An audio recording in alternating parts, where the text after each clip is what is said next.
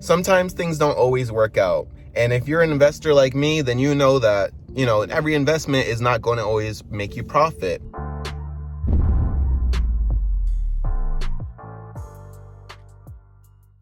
There comes the time, towards the end of the year when you start wanting to look at what you made, what you lost, and those types of things. This is going to apply to any type of investments, whether that be stock, forex, or cryptocurrencies. And I'm going to be teaching you, or at least telling you, how you can get some of your money back if you did take some losses.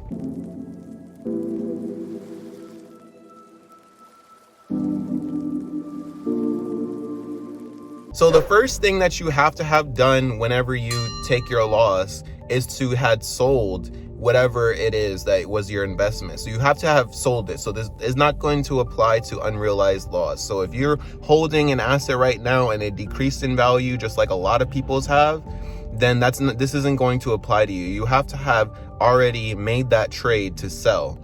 So once you made that trade to sell, hopefully it's not like right at the end of the year, because then that's going to look sus. But once you've made that choice to sell, depending on the amount and where you fall at on the bracket list, you're going to be able to deduct about $3,000 off of that.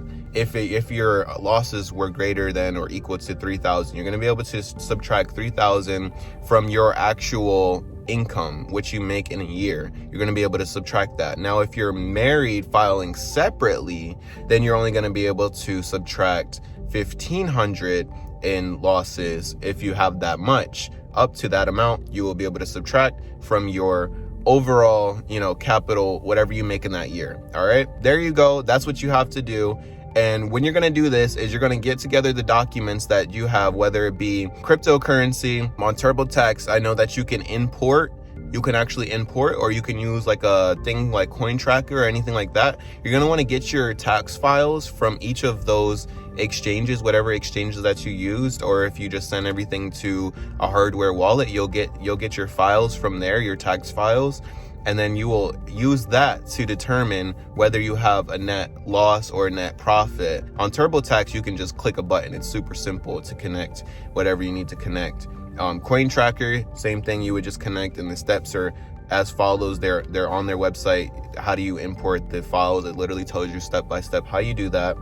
And then you will use that, one of the two. If you just decide to just use the files, then you'll import it on CoinTracker. If you don't want to use CoinTracker, you can connect it through TurboTax. If you don't use TurboTax, then you would just use your tax files and you bring it to a tax professional. It's very easy if you just go on TurboTax, and if you invested, then you would say yes, and then you would go through the steps. Very simple, very straightforward. You can use up to 3,000, and then if you're married filing separately, 1,500 from your overall income for the year. Hope this helps you guys get some of your money back. This has happened to me. I've gotten, they're very generous, because at least in my situation, it was very generous. I didn't lose like a crazy amount, but it was just enough for me to get back some of my money, most of it that I had lost in the previous year. This year, didn't sell. I'm staying right now. I'm at an unrealized loss. I'm not selling because I'm all in crypto for the most part, except for my little Carvana stock. If you know, you know.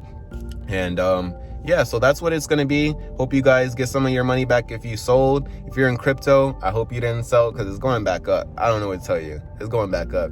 But I'll catch you guys in the next video, and appreciate you all.